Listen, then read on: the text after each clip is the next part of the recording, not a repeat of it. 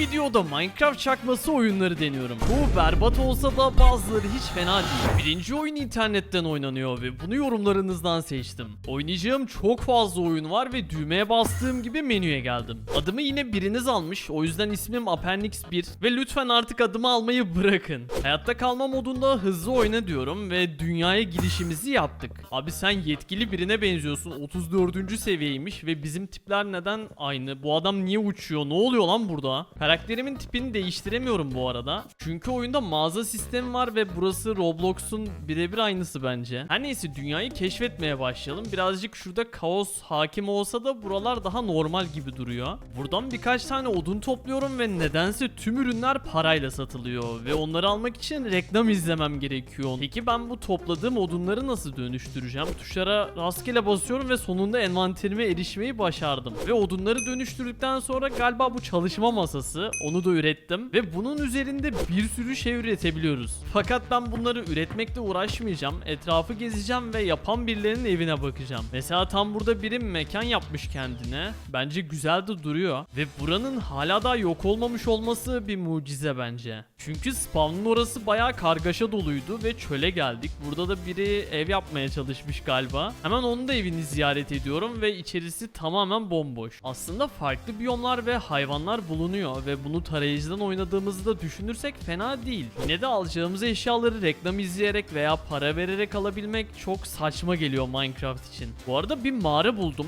Bakalım mağaralar ne kadar derine gidiyor ve moblar var mı? Bayağıdır iniyorum ve maden falan da göremedim. Hatta madeni geç, moblar bile yok. Ayrıca burası bayağı bir karanlık. Yani Roblox'ta Minecraft'ı birleştirmişler ve tarayıcıdan oynayabileceğim bir hale getirmişler gibi duruyor ve onu elinde kıramazsın hocam. Peki.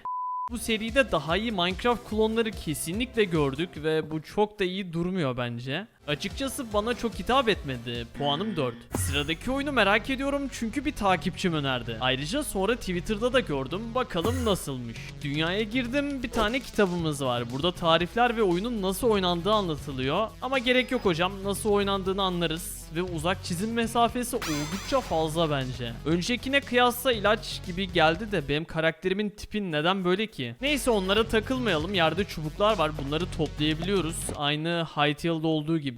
Ama bu topladığım eşyalarla nasıl üretim yapabilirim bilmiyorum. Keşke kitabı atmak yerine birazcık okusaydım. Çünkü sağ tarafta üretim yapabileceğimiz bir yer yok. Buranın da ne olduğunu bilmiyorum. Galiba zırhlar için. Her neyse en kötü yaratıcılık moduna geçeriz ve hava kararmaya başladı. Ne ara hava kararıyor ya. Gece gece neyi göstereceğim bilmiyorum ama şuralar fena gözükmüyor. Oyunda hayvan çeşitliliği de var ve seni kestiğimde yemek elde edebilecek miyim merak ediyorum. Aha, yemek elde edebileceğimizi sanmıyordum çünkü enerji sistemi var aynı Hytale'daki gibi ve yemeği yedikten sonra enerjimiz birazcık daha arttı. Burası mağara mı bilmiyorum ama gerçekten çok karanlık ve derinlere doğru gidebiliyorum. Ama burada yüksek ihtimalle kendimi koruyamam ve düşman yaratıklar var mı bilmiyorum diyecektim. Karşıda iskelet var ve suyun içine falan giriyor. Aa bir dakika, bu baya Minecraft'taki iskeletlerin birebir aynısı. Ama nedense elinde yay yok ve örümcekler beni takip ediyor. Oğlum geceler Minecraft'tan daha da tehlikeli bu arada. Çünkü bu örümcekleri vurmak gerçekten zor ama tek yiyorlarmış. Tamam, sözümü geri aldım. Minecraft daha zor, bu daha basit. Bu arada gezerken ev tarzı bir yer buldum. Acaba içeride yatak, yemek falan insanlar var mı?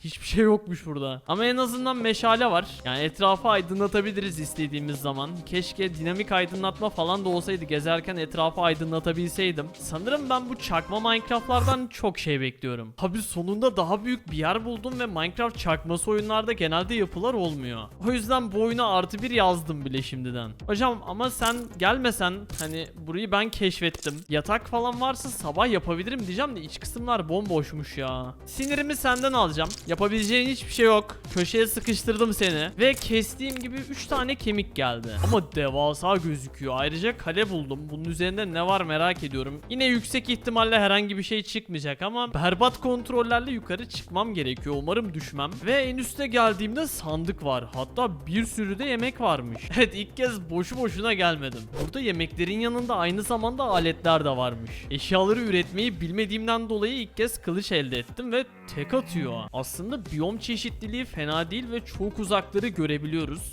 Çok fazla eksiği var ama geliştirilebilir. Benim puanım 6. Sırada Herobrine oyunu var ve bu biraz gerici olacak. Çünkü oyunun atmosferi harika gözüküyor. Ne yapacağımıza dair herhangi bir fikrim yok. Sandığa bakamıyorum bu arada. Hikaye moduna girdim ama hikaye modunda ne gibi şeyler sunduğuna dair fikrim yok açıkçası. Ve karşıda iskelet var. Abi biri yay kullanıyor, diğeri kılıç kullanıyor. Garip ve ben de spamlayabiliyorum. 1.8 PvP attım adamlarla. Havada ok var. Yani bu Herobrine'in işi olmalı bence. Bu arada oyunun ışıklandırması bence bayağı güzel gözüküyor. Ama nedense bunu alamıyorum. Neyse belki canımız full olduğu için alamıyorumdur. Burada bir ev var. İçeri girebiliyorum. Ve umarım burada işimize yarayan bir şeyler vardır. Oha televizyona bak. Bir de meşalemizi F'ye basarak açabiliyoruz. Çok gözümü ağrıtıyor aslında ama etrafı görebilmemi sağlıyor en azından. Valla toplanabilir bulduğum her şeyi toplayacağım ve ne oluyor lan? Abi ekran çıldırmaya başladı. Galiba oyunda bir easter egg keşfettim çünkü bunu aldıktan sonra ekran bayağı bir bozuldu ve bir zaman sonra da düzeldi. Şimdi nereye gitmemiz gerekiyor diye düşünüyordum. Büyük ihtimalle tam olarak buraya gideceğiz. Tabi önce bu iskeletleri kesmem gerekiyor ve bir kalp canım gitmiş. Evet şimdi kapıya kadar geldim ancak içeri giremiyorum ve Herobrine'la ne alakası var bunların hiçbir fikrim yok. Bir şekilde malikanenin içine falan mı sızacağız acaba? Buradan atlasam içeri girebilir miyim? Oo, bir şey değil mi? Parkur yaparak içeri girerim bence ben. Evet tahmin ettiğim yerde değilmiş. Mezarlık buldum ve mezarlıktan aşağı doğru inebiliyoruz. Ama az önce birkaç tane iskeletle savaşırken canım azaldı ki bu da aynı şekilde canımı azalttı. Sandıkları zaten açamıyorum ve ne yapacağım bilmiyorum. Büyük bir ihtimalle birazdan öleceğim. Ama devamını da bayağı bir merak ediyorum. Yani indikçe iniyoruz aşağı falan. Ve harika. 2 tane iskelet var. Hocam sizi kesiyorum ve can iksiri geldi. Süper. Ya ben Herobrine için geldim buraya. Aşağı inip duruyorum. Büyük bir ihtimal tuzağa doğru çekiliyorum. Merhaba abi. Oha ne yaptın lan? Abi hapishaneden çıkıp geldiğimiz mekana bak. Burası bayağı tuzak aslında. Daha önce bir izleyici haritasında böyle bir yer geçmeye çalışmıştım diye hatırlıyorum. Ve sona gelmeyi başardım. Burada da iskeletler var abi. Yeter artık, Herobrine'la savaşmak istiyorum da demir golem mi? Çok korkutucu duruyor. Lütfen saldırma ve adamı kestim bu arada. Zaten can iksiri falan da vermediler ve TNT elde ettim. Evet galiba bununla beraber Herobrine'i keseceğiz. Ama buradan çıkış yolu olmadığı için geldiğim yerden geri dönmem gerekiyor sanırım. Neyse ki körlük efekti yok diyecektim. Körlük efekti geldi, harika. Valla elimizdeki TNT'yi sanırım tam olarak buraya yerleştireceğiz. Aha. Ve gerçekten de patlatıp içeri girebiliyoruz. Bakalım Herobrine burada mı? Oğlum Herobrine'i görmeden ölmek istemiyorum bu arada. Sanırım Herobrine'ın sadece iskelet ordusu var bu arada. Sürekli kesiyorum ama asla tükenmiyorlar. Üst katı tamamen temizledim ve burada bir tane kapı var. İçeride de 2 tane demir golem görüyorum.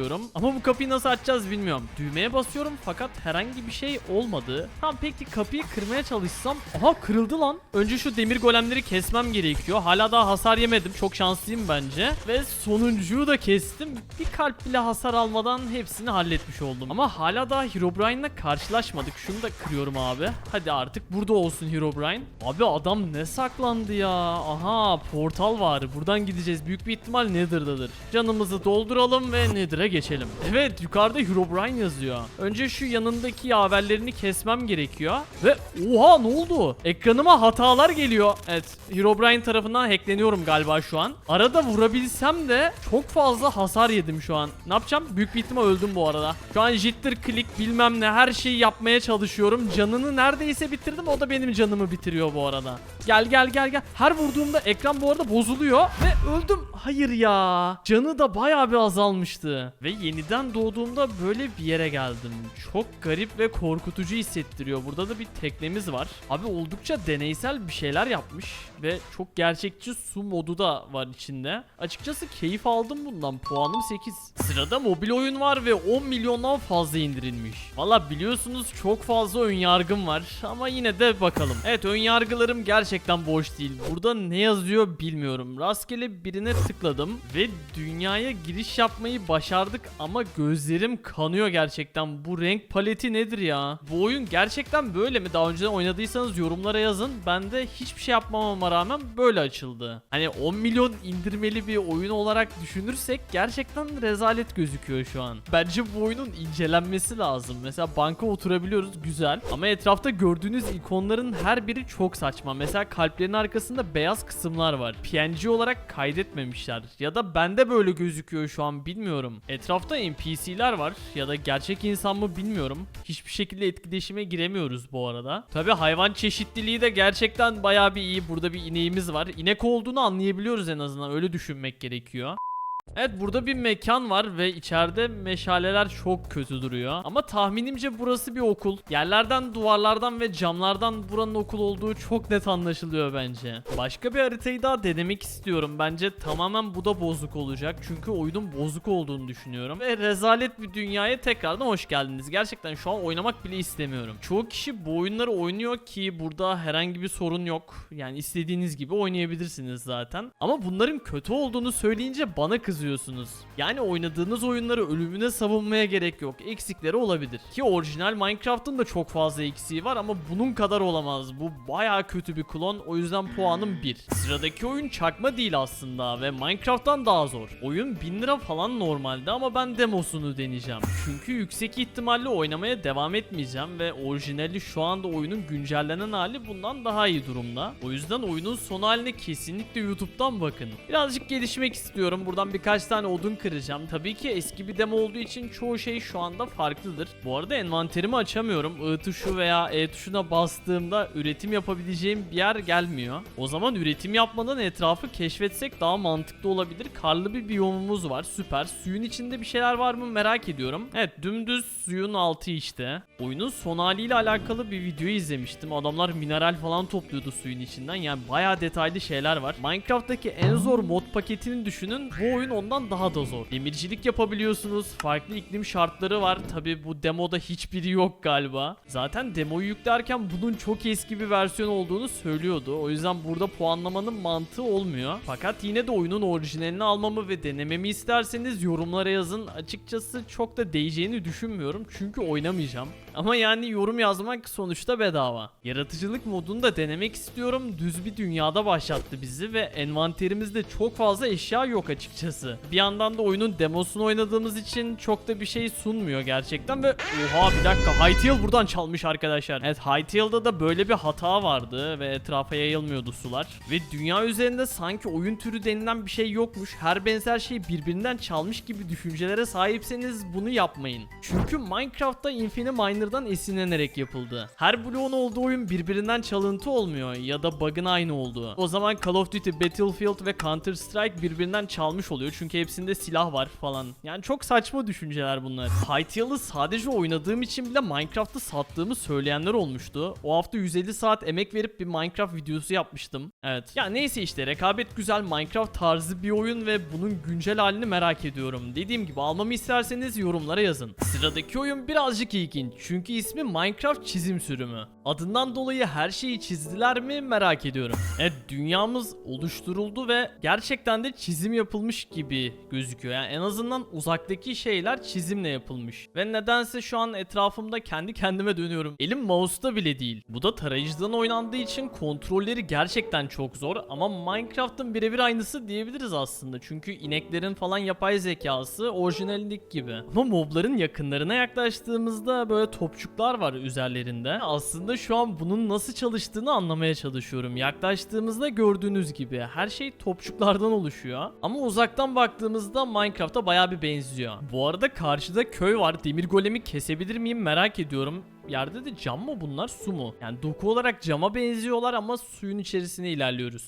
Çakıl taşlarıyla yapılmış yollar. O zaman eski sürümdeyiz ve demir golem yüksek ihtimalle yoktur. Hatta demir golemi bırak, etrafta köylüler bile yok. Neyse, evin içine gireceğim ve F tuşuna mı basayım? Tamam. Evet, böyle bir şey olacağını gerçekten düşünmüyordum ve habire mouse sola doğru kayıyor. Gerçekten kafayı yemek üzereyim. Çalışma masasında üretim yapabiliyoruz ve boş harita var. Bir dakika, bu konsol sürümünde olan bir şeydi. Bu bütün bütün sürümleri oynadığım videoyu izleyenler bilir kesinlikle. Bize bedavadan harita veriyordu oyun ve haritada konumumuzda gözüküyordu. Baya konsol sürümünü yapmışlar aslında. Ama bir yandan da envanterin yerine baktığımızda Java gibi gözüküyor. Yani kafam karıştı. Java'da mı oynuyoruz, konsol sürümünde mi, Bedrock'ta mı? Bence kısa cevap hiçbiri. Puanım 7 çünkü gerçekten uğraşılmış. Sıradaki oyunun benden 1 puan bile alma ihtimali yok. Ama buna rağmen tabii ki de deneyeceğiz. Evet, dünyamıza giriş yaptım ve 1 puan bile alamayacağını söyleme nedenimi anlamış olabilirsiniz şu andan itibaren. Ve kamera kontrolleri gerçekten sapıtmış durumda şu anda. Hareket bile edemiyorum. Tamam, düzelttim galiba ve aşağıda bataryaya benzer bir şey var. Aa, bir dakika dur, bu envanterimmiş. Böyle bir şey olabileceğini düşünmemiştim. Bu arada blokları anında kırabiliyoruz. Ama buna benzer çakma Minecraft daha önceden oynamıştık ve onlarda şöyle bir bug vardı. Mesela bloğun içine blok koyabiliyorduk ama bunda koyamıyorduk. Aa, koyduk işte. Abi hepsinde sekmez. Hep içimize blok koyabiliyoruz. Diğerlerinde ikinci bloğa koyabiliyorduk. Bunda da koyduk. Evet, X'e hilesi. Bu arada bunu bir etkinlikte yapmışlar. Biliyorsunuz gemler yapılıyor. Belli bir saatte belirlenen konuda bir oyun yapmanız isteniyor. Burada da 48 saat içerisinde falan yapmışlar sanırım. Katman kayasına doğru gidebilir miyiz peki? Onu da merak ettim. Evet, katman kayası yok sanırım. Dünya zaten sınırlı ve boşlukta takılabiliyoruz. Orada da birkaç tane cevher var galiba. Bütün Minecraft sürümlerini oynadığımda ve ilk başladığımızda Minecraft dünyası daha güzel gözüküyordu bu arada buna kıyasla. Ama yine de başta dediğim gibi puanım 1. Sıradaki oyunu seveceğini düşünüyorum. Çünkü diğerlerine kıyasla bayağı bir geliştirmişler. Dünyayı oluşturma ekranı bile gayet güzel gözüküyor ve dünyaya girişimizi yaptık. Oldukça uzakları görebilmemizin yanında dünya şekilleri de gayet güzel. Ayrıca kıyafetimden de anlayabileceğiniz gibi kozmik bir görev için buraya geldik galiba. Burası dünya değil. Yani en azından tahminim o şekilde. Ayrıca oyunlar geliştirilirken genel anlamda dil desteği olmaz, ancak bu oyunun Türkçe dil desteği de bulunuyor. Ayrıca oyunda C4 de bulunuyormuş, şu an haberim oldu bundan. Etrafta böyle yaratıklar var, ne yapıyorlar bilmiyorum. Oo, bir dakika lan, ne oluyor? Abi ben sadece selam vermeye gelmiştim ama adamlar çete gibi peşime düştüler. Eğer ki alttaki canımızsa bu arada ölmek üzereyiz. 3'te 2'sini kaybetmişiz canımızın. Ve ben ölmeden önce şuradan birazcık odun toplamak istiyorum.